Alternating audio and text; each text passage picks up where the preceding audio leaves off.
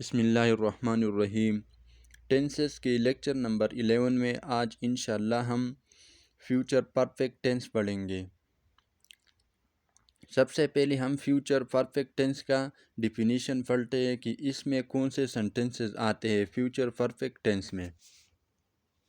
Future perfect expresses action that will occur in the future before another action in the future. Future perfect tenses ایسے کاموں کے اظہار کے لیے استعمال ہوتا ہے جو مستقبل میں مکمل ہو چکا ہوگا۔ اب ہم فیوچر پرفیکٹ ٹینس کی بنانے کا طریقہ کار جانتے ہیں کہ ہم کس طرح فیوچر پرفیکٹ ٹینسز کو اردو سے انگلش میں ٹرانسلیٹ کرتے ہیں۔ Subject plus will have plus third form of verb or past participle plus object. تو سب سے پہلے ہم نے سبجیکٹ لگانا ہے، اس کے بعد پھر ول ہیو لگانا ہے اور پھر تھرڈ فارم آف ورب، اور اس کو پاسٹ پارٹیسپل بھی کہا جاتا ہے، اور اس کے آخر میں آبجیکٹ لگانا ہے۔ اب ہم پازیٹیو سینٹنسز کو کیسے بناتے ہیں، اس کا ایک ایگزامپل لکھتے ہیں ہم۔ اوہ بدھ تک کام ختم کر چکی ہوگی، تو اس کو ہم نے کیسے ٹرانسلیٹ کرنا ہے اردو سے انگلش میں۔ تو سب سے پہلے ہم نے سبجیکٹ لکھنا ہے، سبجیکٹ یہاں پہ شی ہے، اس کے بعد پھر ول ہیو، ول ہیو کے بعد پھر ہم نے ورب کے تھرڈ فارم لگانا ہے، فینش، فینش کے بعد پھر ہم نے دا ورک بائی وینسڈے لگانا ہے۔ She will have finished the work by Wednesday. اب ہم اس کے افرمیٹیو سینٹنسز جانتے ہیں کہ افرمیٹیو سینٹنسز ہم کیسے بناتے ہیں۔ فار ایگزامپل میں ایک سینٹنس لکھتا ہوں، تم ایک کام شروع کر چکی ہوں گے، تو ہم نے اب اس کو کیسے اردو سے انگلش میں ٹرانسلیٹ کرنا ہے۔ سب سے پہلے ہم نے سبجیکٹ لگانا ہے، تو سبجیکٹ یہاں پہ یو ہے، اس کے بعد پھر ہم نے ول ہیو لگانا ہے، اور اس کے بعد ورب کے تھرڈ فارم شروع کرنا تو اسٹارٹیڈ، اور آخر میں object اجاب۔ You will have started a job. اب ہم نیگیٹیو سینٹنسز کے بنانے کا طریقہ کار جانتے ہیں کہ ہم نیگیٹیو سینٹنسز کو کیسے اردو سے انگلش میں ٹرانسلیٹ کرتے ہیں۔ اس کے بنانے کا طریقہ کار کیا ہوگا؟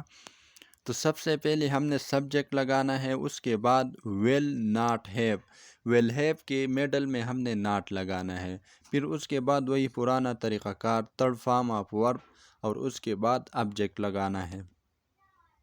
Subject plus will not have plus third form of verb or past participle plus object.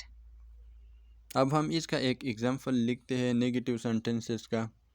اوہ بدھ تک کام ختم نہیں کر چکی ہوگی، تو اس کو ہم نے اب کیسے اردو سے انگلش میں ٹرانسلیٹ کرنا ہے۔ سب سے پہلے ہم نے سبجیکٹ لگانا ہے، سبجیکٹ یہاں پہ شی ہے، پھر اس کے بعد ہم نے ول ناٹ ہیو لگانا ہے، تو شی ول ناٹ ہیو، پھر اس کے بعد ورب کے third form finish the work by Wednesday. She will not have finished the work by Wednesday.